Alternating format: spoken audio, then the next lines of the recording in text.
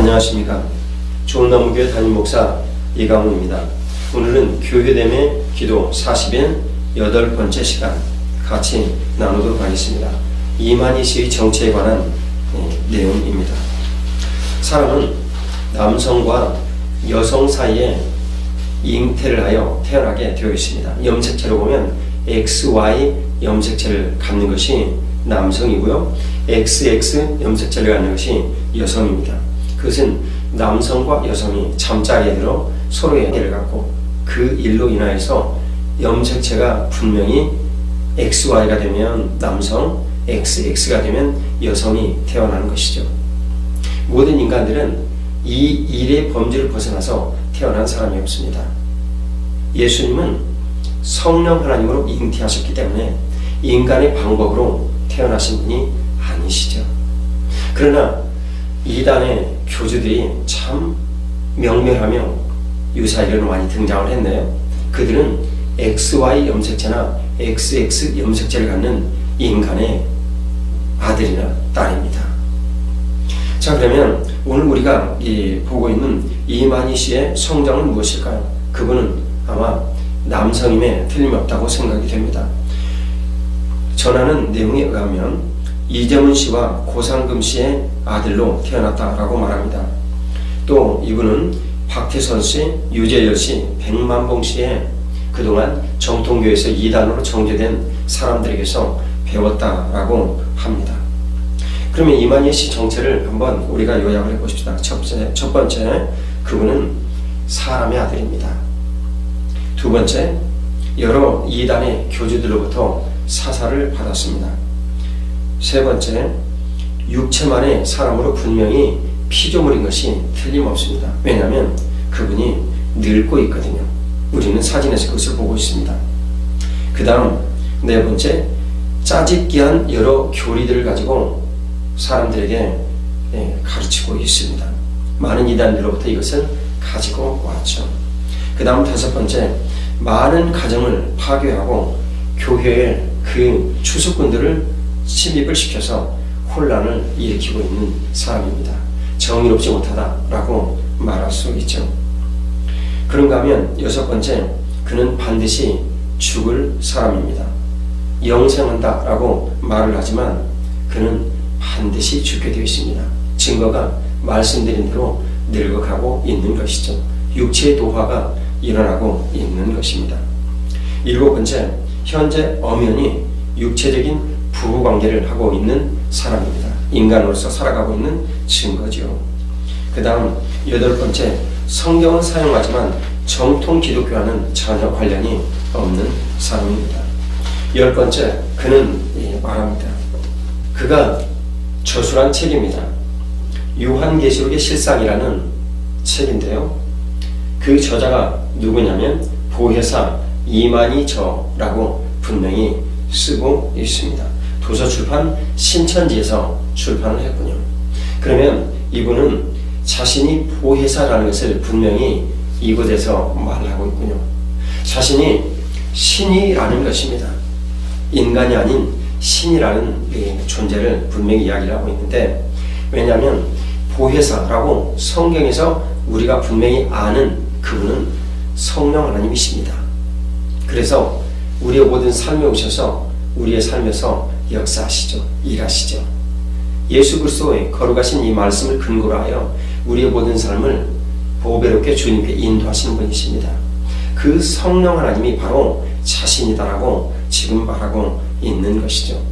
다양한 논리들을 모두 거기에 맞춰서 마지막에 내가 바로 그다라고 증명을 하는 방법을 쓰고 있다라고 합니다. 그러면 여러 말을 할 필요가 없이 우리가 예수님이 누구신가 라는 것을 분명히 보면 알 수가 있습니다. 예수님은 이 땅에 오신 분이거든요. 예수님이 이 땅에 분명히 하나님이시지만 내려오셔서 자신이 누군가를 밝히 말씀하셨습니다. 만일 이분 예수님께서 우리에게 오신 방법과 우리 이만희 씨가 똑같은 방법으로 오셨거나 아니면 그것을 증명할 수 있다면 우리는 정말 그가 신인 보혜사라고 인정을 할 수 있는 근거를 갖게 됩니다. 만일 이만희 씨가 이와 같은 근거를 갖지 못한다면 그분은 분명히 신이라고 얘기할 수 있는 어떤 근거도 없다라고 말할 수 있습니다. 천지를 지으신 하나님께서 육신을 보신 분은 유사이래로 예수님밖에 없다는 것을 우리보다 알고 있습니다. 자, 첫 번째 증거부터 한번 살펴보도록 할까요? 예수님은 그 정체가 어떠한 분이십니까? 우리는 예수님의 정체에 대해서 천천히 연구를 해보는 시간을 갖도록 하겠습니다. 예수님께서 자신을 누구로 하셨는가? 성경은 또 예수님에 대해서 뭐라 말씀하셨는가? 첫 번째, 예수님은 성령으로 잉태하셨다라고 말씀하십니다. 예수님은 남성과 여성이 만나서 태어난 분이 아니십니다. 성령으로 잉태하셨죠. 마태복음 1장 18절에서 21절을 같이 보도록 하겠습니다. 예수 그리스도의 나심은 이러하니라. 그의 어머니 마리아가 요셉과 약혼하고 동거하기 전에 성령으로 잉태된 것이 나타났더니, 성경은 분명히 예수님께서 성령으로 잉태하셨다라고 말씀을 합니다. 만일 이만희 씨가 그래 여기 성경 말씀을 틀렸어 라고 그가 말을 한다면 평소 그의 주장대로 분명히 이만희 씨는 그가 지금 다른 곳에서 자신을 증명하기 위하여 쓰고 있는 성경 말씀도 틀릴 수 있다라는 오류를 분명히 그는 인정해야 합니다. 그러나 만일 그가 쓰고 있는 성경 말씀이 분명히 옳기 때문에 자신의 주장이 틀림이 없다라고 주장을 한다면 그는 분명히 이에 대해서 말할 수 있어야 합니다. 예수님은 성령으로 잉태하셔서 이 땅에 오신 하나님이신데, 만일 이만희 씨가 신적 존재라면 자신은 어떤 근거를 가지고 이 땅에 왔는가, 태생적인 일에 대해서 분명히 자신은 증거를 제시해야 합니다. 예수님은 성령으로 잉태하셨다라고 분명히 말씀합니다. 그런가 하면 23절에 분명히 말씀하십니다. 보라, 처녀가 잉태하여 아들을 낳을 것이요 그의 이름은 임마누엘이라 하셨으니 이를 번역한즉 하나님이 우리와 함께 계시다 함이라.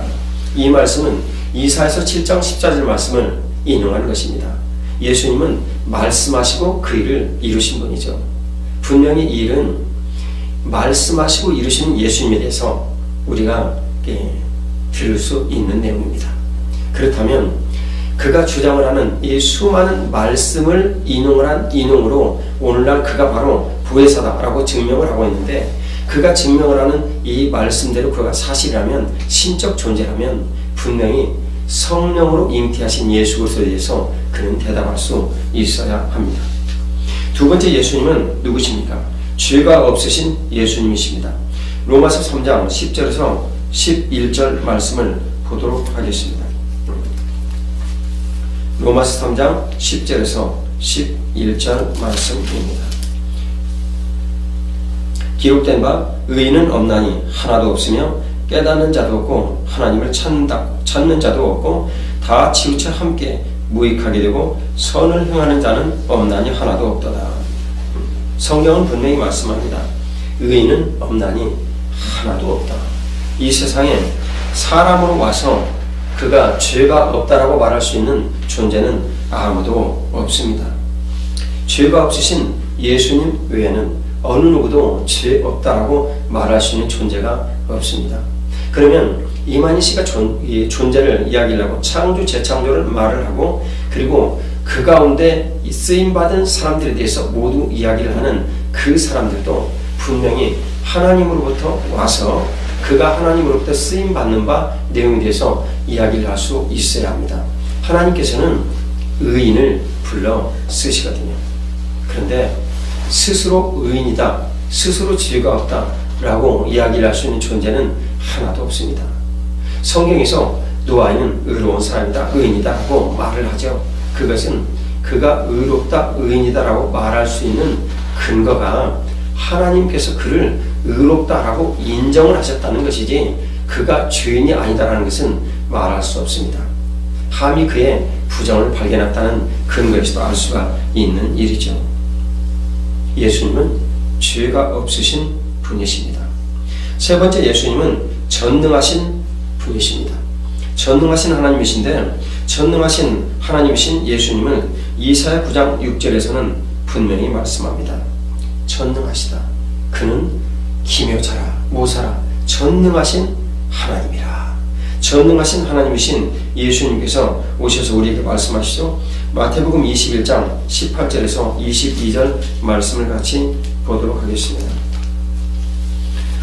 이른 아침에 성으로 들어오실 때 시장하신지라 길가에서 한 무화과 나무를 보시고 그리로 가사 잎사귀밖에 아무것도 찾지 못하시고 나무에게 이르시되 이제부터 영원토록 내가 열매를 맺지 못하리라 하시니 무화과 나무가 곧 마른지라.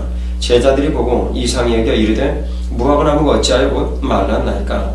예수께서 대답하여 이르시되 내가 진실로 너희에게 이르노니 만일 너희가 믿음이 있고 의심하지 아니하면 이 무화과 나무에게 된 이런 일만 할 뿐 아니라 이 산더러 들려 바다에 던져지라 하여도 될 것이요 너희가 기도할 때 무엇이든지 믿고 구하는 것은 다 받으리라 하시니라. 예수님께서 어느 날 시장하셔서 이 무화과 나무를 보셨습니다. 이때 예수님께서 보신 무화과 나무는 본 열매가 맺히기 전에 맺는 파괴가 아닌가 추정을 합니다. 근데 이 무화과 나무에 열매가 없었어요. 예수님께서 그걸 보시고 무화과 나무를 꾸짖으십니다. 그런데 그 무화과 나무가 제자들이 나중에 보니까 말라 죽어버린 거예요. 그래서 질문합니다. 어찌하여 이런 일이 이렇게 말랐나이까? 그때 예수님 말씀하십니다. 너희가 믿음이 있으면 이 일을 할 수가 있다. 그렇습니다. 예수님은 전능하신 하나님이시죠. 그래서 온 천지 만물이 예수님의 말씀에 의해서 창조되었고 말씀에 의해서 움직입니다. 일제와 사시와 연한이 있으라. 그래서 사계절이 있고 지구축이 기울어져 사계절이 있고요. 그리고 차전하면서 밤과 낮이 있는 거죠. 하나님의 말씀대로 세상은 움직이고 있습니다. 바로 그 말씀이신 예수님을 우리는 전능하신 하나님이다 라고 말합니다. 저는 분명히 묻고 싶습니다.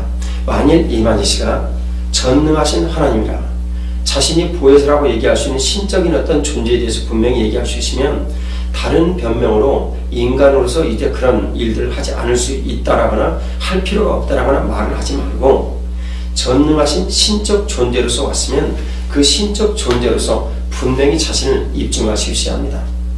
만일 그가 무화과 나무를 보고 이 무화과 나무에 말라라 라고 그래서 그날 저녁에 무화과 나무가 말라서 모두 죽어버린다면 사람들은 모두 그를 신적 존재로 인정할 수 있겠죠. 그러나 이만희 씨는 그렇게 하지 못합니다. 왜냐하면 그분은 사람이거든요. 그러나 예수님은 분명히 우리에게 말씀합니다. 예수님은 전능하신 하나님이시라. 그분이 바로 이 땅에 육신을 입고 오신 예수 그리스도십니다. 그러면 인간으로 오신, 신이 인간으로 오신 분명한 정체성이 되는 예수님에 대해서 우리가 네 번째 알아야 될 내용은 무엇입니까? 영존하시는 예수님이십니다. 다른 말로 영원히 살아계신 예수님이십니다. 골로새서 1장 17절 말씀을 보겠습니다.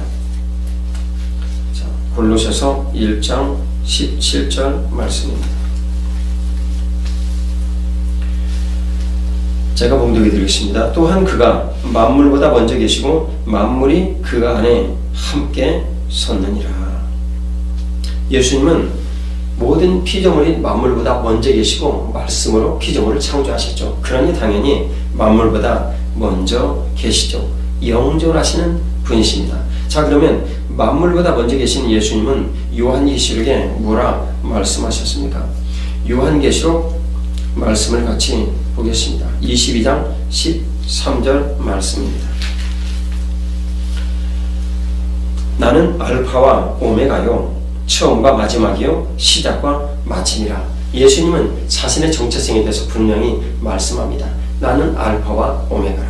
처음과 마지막이라. 시작과 끝이라 말씀하십니다. 그렇다면 지금 이만희 씨가 분명히 자신을 신적 존재로 이야기를 하고 있고 그 따르는 사람들은 그가 죽지 않을 거라고 믿고 있습니다. 마치 하나님의 교회에 이 안상홍 씨가 분명히 죽지 않을 수 있다라고 이야기를 하다가 그 영이 부인에게 임하였다라고 말을 바꾼 것처럼 말이죠. 이단 교주들은 늘 이런 방식을 쓰고 있습니다. 그래서 말을 바꿀 수 있는데 가장 효과적인 방법인 비유를 늘 사용하기를 즐거워하죠. 자, 그러면 영존하시는 예수 그리스도는 뭐라고 말씀합니다? 뭐라고 말씀합니까? 시작과 끝이라고 말씀을 합니다. 알파와 오메가라고 말씀을 하시죠. 이 일에 대해서 신적 존재로 자신이 분명히 증명될 수 있다면 증거를 말할 수 있어야 합니다. 정말 시작과 끝인가? 아닙니다. 제가 분명한 예언을 한 가지 하겠습니다. 시간이 지나면 그분은 분명히 돌아가십니다. 세상을 떠나는 거죠. 근데 만일 그들이 논리를 바꿔서 지금 제 이야기를 당신이 죽는다라고 얘기한 이런 것은 영혼에 관한 문제인데 왜 육적인 문제를 가지고 이야기를 하는가? 그렇다면 저는 이렇게 말씀을 드리죠.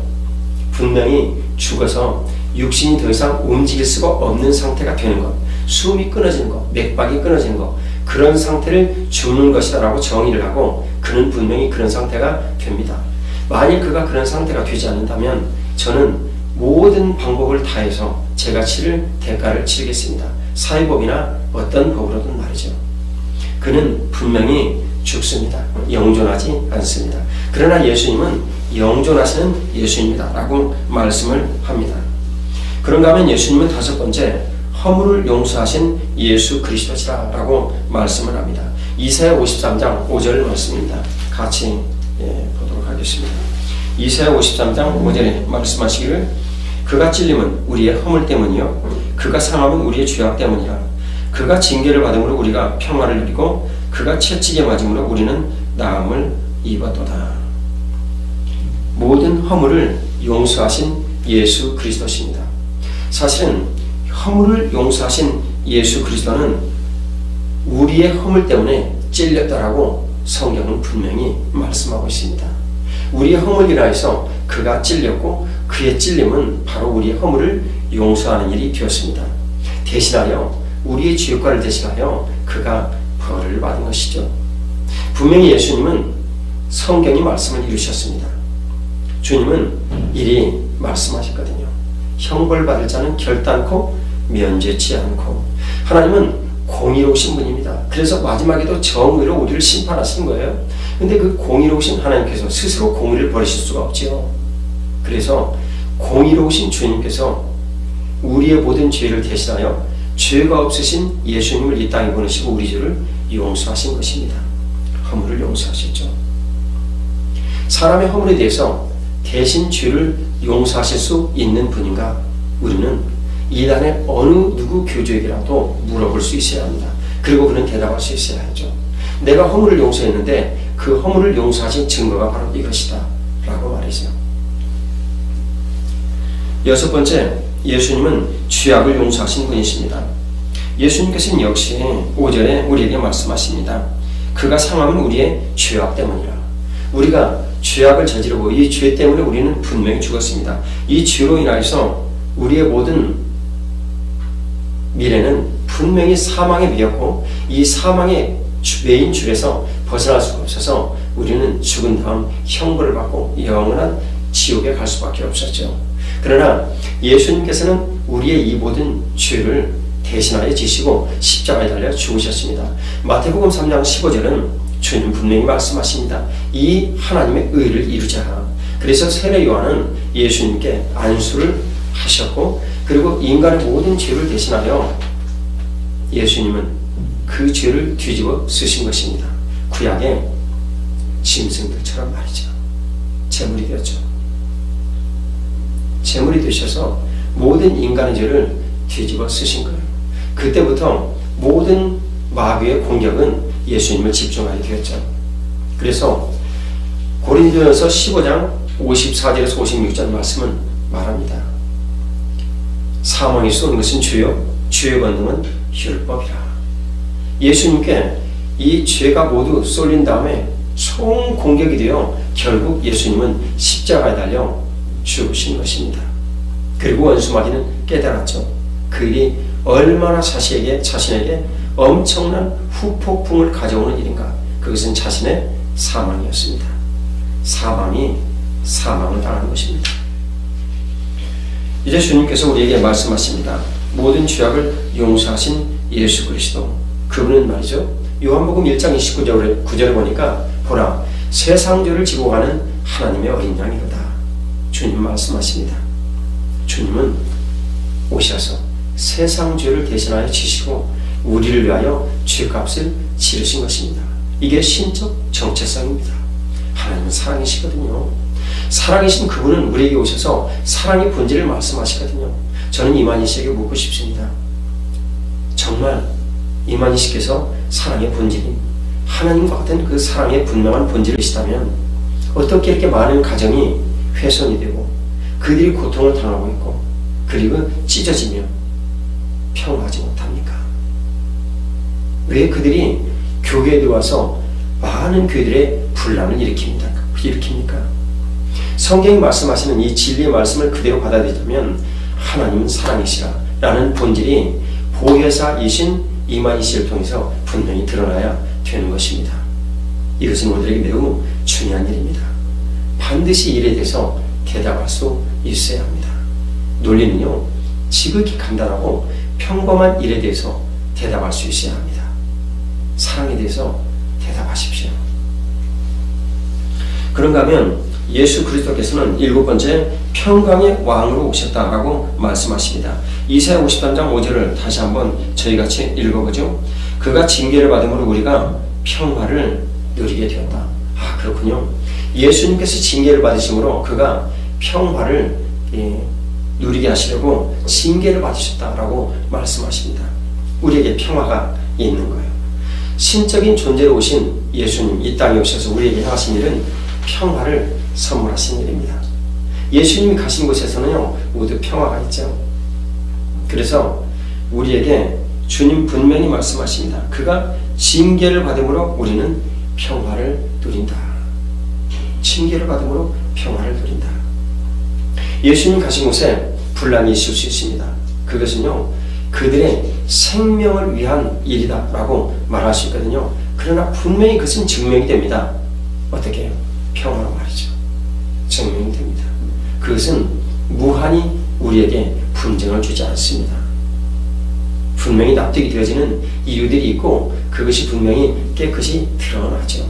그것이 고려로부터 증명된 예수 그리스도께서 가신 모든 곳에는 평화가 있다라는 것입니다.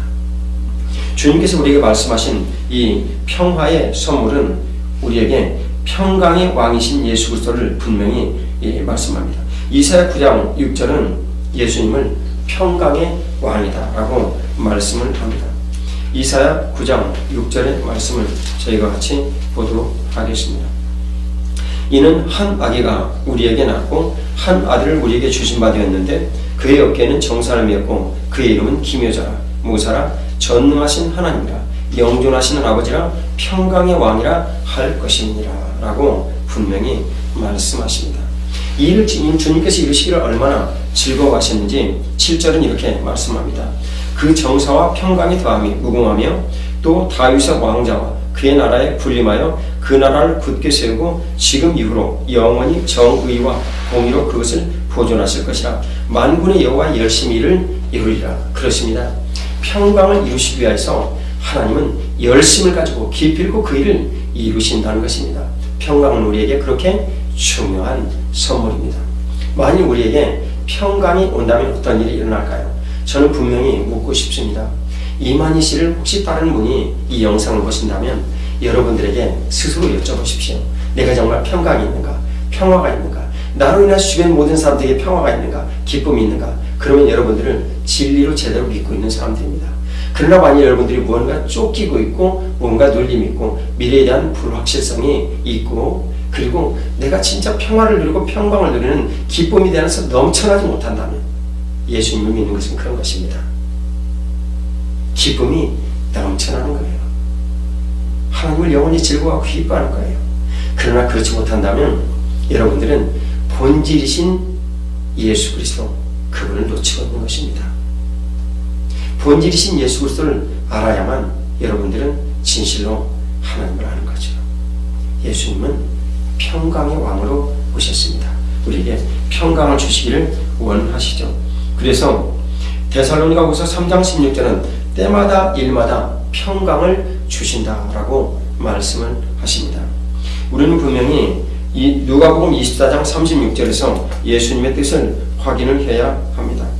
누가복음 24장 36절 말씀을 같이 보도록 하겠습니다. 예수님께서 부활하셔서 12제자에게 나타나셨습니다. 정말 중요한 걸 말씀하시겠죠. 그러지 않겠습니까? 이 36절 보겠습니다. 이 말을 할 때 예수께서 친히 그들 가운데 서서 이르시되 너희에게 평강이 있을지어다 하시니, 너희에게 평강이 있을지어다. 예수님 부활하셔서 우리에게 하신 일성, 너희에게 평강이 있을지어다 말씀하셨습니다. 평강하십니까? 그러면 정말 잘하고 계신 일입니다. 그러나 만일 평강하지 못하십니까? 그러면 지금 본질이 어긋난 비본질인 부분을 보고 전체를 판단하려 하는 것입니다. 평강의 왕이신 예수 그리스도를 만나시기를 축복합니다. 8번째, 예수님은 어떤 분이십니까? 하나님이신 예수님께서 신적인 존재인 그분이 인간으로 오셨는데, 신적인 존재가 인간으로 오셨습니다. 그가 보혜사라고 주장을 하든 예수 그리스도라고 자신이 재림 예수다라고 주장을 하든 신적인 존재로 그가 만일 이 땅에 왔다면 그분은 분명히 연약한 부분을 치료하신 예수님에 대해서 대답할 수 있어야 합니다. 이사야 53장 5절은 채찍에 맞으심으로 우리가 나음을 입었다라고 말씀을 하십니다. 저는 고등학교 2학년 때 류머티스 관절염에 걸려서 5분 걸렸다 5분 쉬고 5분 걷다 5분 쉬고 그렇게 학교를 다녔습니다. 급기 어찌할 수 없어서 1년 동안을 쉬었죠. 그리고 너무나 힘이 들고 어려운 치료 과정을 보냈지만 전혀 차도가 없었습니다. 또다시 1년 후에 복학을 해서 5분 걷다 5분 쉬는 생활이 반복이 되었습니다. 너무나 비참했죠. 어느 날 제가 새벽에 일어나서 기도를 드릴 때 스웨덴의 신학자 오 할레스비의 책이 눈에 띄었습니다. 왜 그 책이 그 자리에 있었는지 저는 지금도 모릅니다. 저는 그 책을 폈고 첫 페이지를 중간쯤에 드는 것이라고 생각했는데 딱 폈을 때 그곳에 믿음으로만이 모든 것이 되어질 수 있다는 말씀이 눈에 딱 띄었습니다. 그때 이 말씀이 제 머리를 강탈을 했고, 아하, 예수 그리스도께서 나를 치료하신다는 외에는, 이 믿는 외에는 길이 없구나 라는 사실을 깨닫고, 그때부터 류마티스 관절염으로 인해서 아픈 다리를 이끌고 5분 걷지 않고 걸어버렸습니다. 축구를 했고요, 농구를 했습니다. 3일 후에 깨끗이 나왔습니다. 이것은 저의 증언입니다. 제 친구들이 알고 있고요. 예수님은 치료하시는 하나님이십니다. 우리 교회도 이 치유에 대한 내용을 얘기를 하려면 얼마든지 증언을 할 수가 있습니다. 자, 베드로전서 2장 24절은 역시 이 말씀을 인용하여 채찍에 맞으심으로 나음을 입었다라고 말씀을 합니다. 그가 만일 신적 존재로 우리에게 온 분명한 이유가 있다면 역시 성경에서 신적인 존재로 우리에게 오셨음을 분명히 말씀하신 예수님과 같은 맥락에서 자신을 입증할 수 있어야 합니다. 예수님은 변명하지 않으셨습니다. 자신이 신이셨거든요. 그래서 자신이 이런 존재다라는 것을 분명히 말할 수 있었습니다.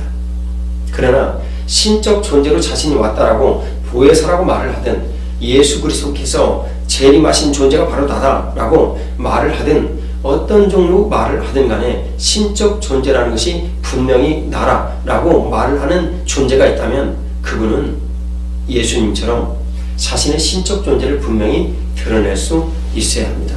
여기에는 어떤 이론이나 변명도 필요가 없습니다.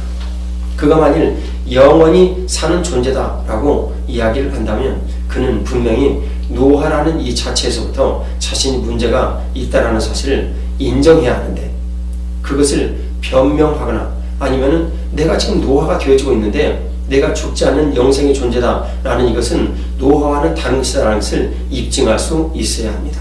그러지 아니한 모든 말들은 변명입니다. 9번째, 예수님은 십자가에 못 박이신 예수님이다 라고 분명히 말씀을 합니다. 우리의 죄를 대속해서 십자가에 못 박히신 거죠. 마가복음 15장 16절에서 20절을 같이 보도록 하겠습니다. 마가복음 15장 16절에서 20절 말씀입니다. 군인들이 예수를 끌고 브라이도리온이라는 뜰 안으로 들어가서 온 군대를 모으고 예수에게 자석옷을 입히고 가시관을 엮어 씌우고 격려하여 이르되 유대인의 왕이여 평안할지어다 하고 갈대로 그의 머리를 치며 침을 뱉으며 울어 절하더라. 희롱을 다한 후 자석옷을 벗기고 도로 그의 옷을 입히고 십자가에 못 박으려고 끌고 나가니라. 예수님께서는 십자가에 못 박히셨습니다. 오신 정체성이 분명한 겁니다. 왜 예수님께서 오셨는가? 우리 인간의 죄를 대속하여 우리 인간을 죄로부터, 이 사망의 사슬로부터 끊고 구원을 하시려고 주님 우리 가운데 오신 것입니다. 만일 어떤 신적 존재로 자신이 이 땅에 왔다라고 이야기를 하는 어느 분이 있다면 그는 분명히 인간을 어떻게 하여 자신이 사랑하고 그리고 그 사랑한 일들에 대한 열매를 자신이 어떻게 맺으려고 이 땅에 왔다라는 것을 입증할 수 있어야 합니다. 왜냐하면 신적인 존재는 이유와 근거 없이 이 땅에 오지 않기 때문입니다. 그 이유와 근거가 분명히 이 땅에 왔다면 그가 현재 이 땅에 온 이유를 예수님처럼 분명한 신적 증거로 말할 수 있어야 합니다. 정말 예수님처럼 오셨다면 자기를 따른 사람을 위하여서 모든 희생을 죽음으로 불사할 수 있는 사람인가? 그런데 제가 아무리 살펴봐도 그러지 않은 것 같습니다. 왜냐하면 그를 따르는 모든 분들이 너무나 심각한 고통을 겪고 있기 때문입니다. 한 어머니는 딸을 치유를 하려고 데리고 왔습니다. 그런데 그가 나가서 어머니 아버지를 고발했군요.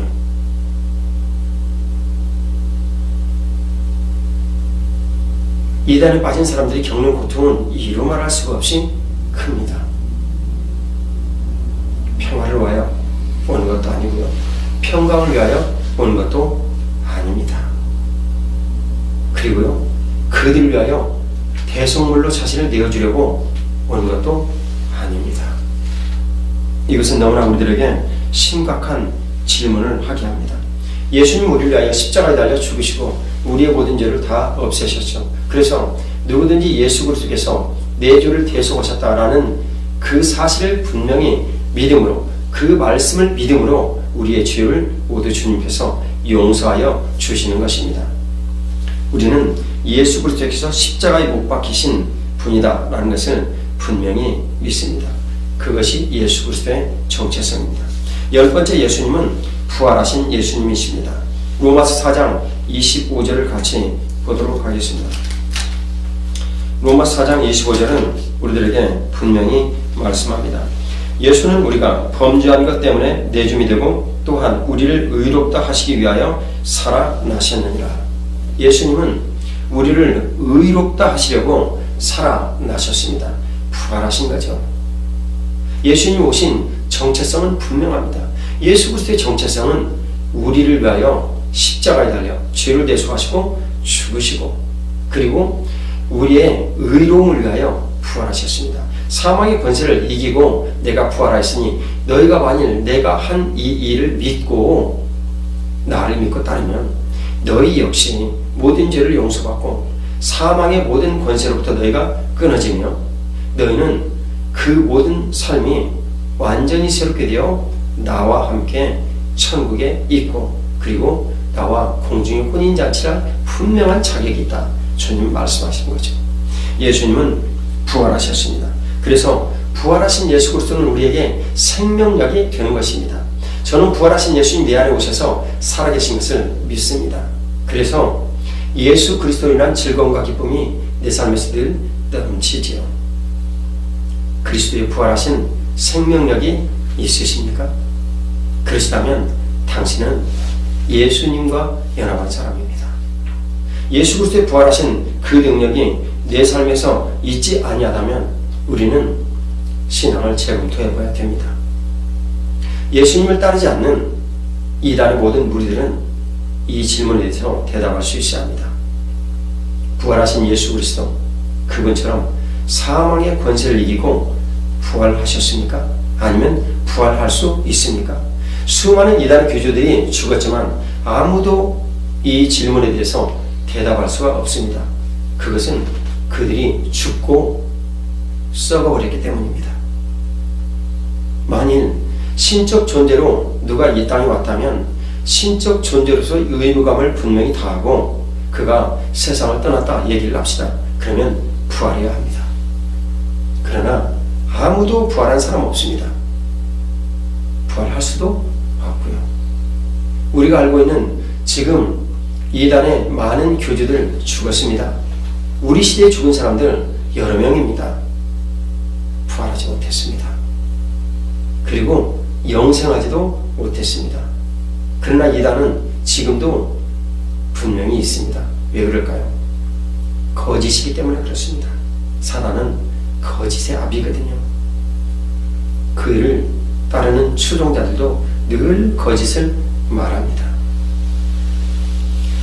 주님께서 우리에게 말씀하십니다. 분명히 예수님 부활하시고 승천하실 때 말씀하셨습니다.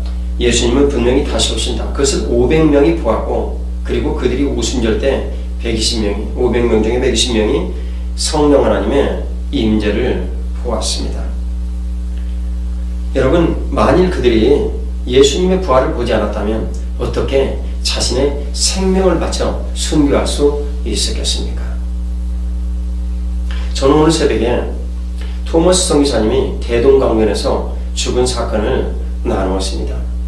그가 죽음에 던진 이 성경이 벽에 발라졌고, 그게 여관이 되고 널다리골 교회가 되고, 그리고 후에 장대현 교회에 거룩한 부흥을 일으키는 씨앗이 되었습니다. 순교의 죽음이 헛되지 않은 거죠. 수많은 사람들이 예수 그리스도를 위하여서 자신의 생명을 버렸습니다. 왜 그랬을까요? 예수님의 부활이 분명한 사실이기 때문에 그렇습니다. 자신도 부활할 걸 믿기 때문이죠. 11번째, 예수님은 승천하신 분이십니다. 사도행전 1장 9절은 우리들에게 분명히 말씀을 합니다. 예수님은 승천하셨다. 제가 말씀을 읽어드리겠습니다. 이 말씀을 하시고 그들이 보는데 올려가시니 구름이 그를 가려 보이지 않게 하더라. 예수님은 승천하셨습니다. 신적 존재로 만일 예수 그리스도와 같은 어떤 분명한 정체성을 갖고 누군가가 이 땅에 온 존재가 있다면 그는 분명히 승천에 대해서 대답할 수 있어야 합니다. 그러나 제가 분명히 예언 한 가지 하죠. 그는 승천 못합니다. 시체가 죽어 썩을 것입니다. 현대 과학을 이용하여 냉동하지 않는다면 말이죠. 분명히 썩어 죽습니다. 승천하지 못합니다. 기독교가 수많은 이단을 만났습니다. 그 중에는 명멸하며 100년 가고 200년 정도 간 이단들도 있습니다. 그러나 사라집니다. 왜 그럴까요? 정체성이 분명하지 못하기 때문에 그렇습니다. 신적 정체성 말입니다. 그리스도의 생명력이 아닌 사단의 신적 정체성으로 인하여서 그들은 절대 오래가지 못합니다. 주님께서 우리에게 말씀하신 대로 승천하신 예수 그리스도에 대해서 우리는 알아야 합니다. 예수님은 승천하셨습니다. 그리고 하나님 보좌 우편에 앉아 계시죠. 새 언약의 중보자가 말이죠. 우리를 위해서 그분은 오늘도 중보를 행하십니다. 주님께서 우리에게 오늘 말씀하신 내용을 보면 12번째 재림하실 예수 그리스도를 말씀합니다. 사도행전 1장 11절 말씀합니다. 이르되 갈릴리 사람들아 어찌하여 서서 하늘을 쳐다보느냐. 너희 가운데서 하늘로 올려지신 이 예수는 하늘로 가심을 본 그대로 오시리라 하였느니라. 갈릴리 사람들아 어찌하여 서서 하늘을 쳐다보느냐. 여기는 물론 많은 내용이 있습니다. 왜 갈릴리 사람들이라고 특별히 부르셨을까요? 그것은 이방 유대 나라의 갈릴리는 흑암이라고 보통 불리우던 땅입니다. 그래서 이사야서에 예언한 그대로 사실은 이 흑암의 땅에 예수님께서 오신 것이죠. 그래서 흑암에 비치는 빛이 되셨습니다. 이방의 복음이 전해질 것을 뜻한 말씀인데요. 이 갈릴리 사람들아라고 부르시더니 어찌하여 서서 하늘을 쳐다보느냐. 너희 가운데서 하늘로 올려지신 이 예수는, 하늘로 올려지신 예수는 반드시 다시 하늘로 가심을 본 그대로 오시리라 라고 말씀합니다. 요한계시록 1장 7절 말씀을 한번 보죠. 요한계시록 1장 7절 말씀입니다.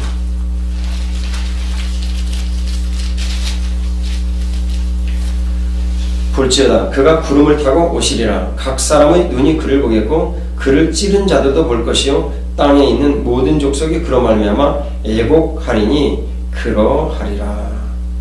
볼지어다 그가 구름을 타고 오시리라. 주 하나님이 이르시되 나는 알파와 오메가라. 이제도 있고 전에도 있었고 장차 올 자요 전능한 자라 하시더라. 주님에 대한 마지막 요한계시록 1장 8절 말씀이네요. 너무나 멋진 말씀. 이 영상을 보는 여러분들에게 권합니다. 이 가운데는 아마 이단 때문에 고통하는 분도 계실 것입니다. 사랑하는 여러분, 이 땅의 모든 교회들이 여러분들 위해 기도하고 있습니다. 너무나 많은 숫자가 이단에 빠져 있네요. 형제들이 여러분들 위해서 기도하실 때 분명히 알으셔야 됩니다. 신적 존재가 만일 인간의 몸을 입고 왔다면 그는 예수님께서 지금 말씀하신 12가지의 이대음에 대해서 답할 수 있어야 합니다. 나머지는요, 논리적으로 이래서 아니다, 저래서 아니다, 변명입니다. 속지 마십시오. 그것은 분명히 변명입니다. 제가 다시 한번 읽어드리죠. 예수님의 정체성은 이렇습니다. 첫 번째, 성령으로 잉태하신 예수님. 두 번째, 죄가 없으십니다. 세 번째, 전능하시죠. 네 번째, 영존하십니다. 다섯 번째, 허물을 용서하셨고요. 여섯 번째, 죄악을 용서하셨고요. 일곱 번째, 평강의 왕으로 오셨습니다. 여덟 번째, 연약함을 치료하셨죠. 아홉 번째, 십자가에 못 박혀 죽으셨습니다. 그리고 열 번째, 우리를 위하여 사망을 이기고 부활하셨네요. 11번째, 그분은 승천하셨습니다. 12번째, 반드시 그분은 재림하십니다. 오늘 저와 여러분들을 위해서요, 구주 예수 그리스도를 믿으십시오. 사도행전 4장 12절을 제가 여러분들에게 말씀드리죠. 익히 알고 있는 구절인데요, 다른 이름을 주신 적이 없다라는 이 말씀만이 우리들에게 참 분명한 해법이 됩니다. 사도행전 4장 12절 말씀입니다. 다른 이로서는 구원을 받을 수 없나니 천하 사람 중에 구원을 받을 만한 다른 이름을 우리에게 주신 일이 없습니다. 예수 그리스도 그분만이 오직 유일하신 하나님이시요 구원의 주이십니다. 그런가 하면 요한복음 14장 6절은 나는 길이요 진리요 생명이니 나로 말미암지 않고는 아버지께로 올 자가 없느니라.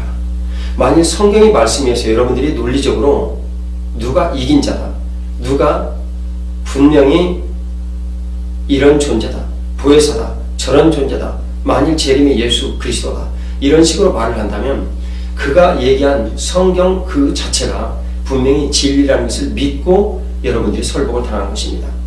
그러나 그가 믿고 분명한 진리라고 적시한 성경에 분명히 말씀하시길 다른 이로서는 구원을 받을 이름이 없다.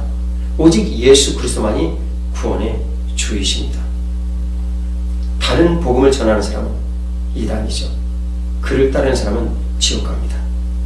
감사합니다.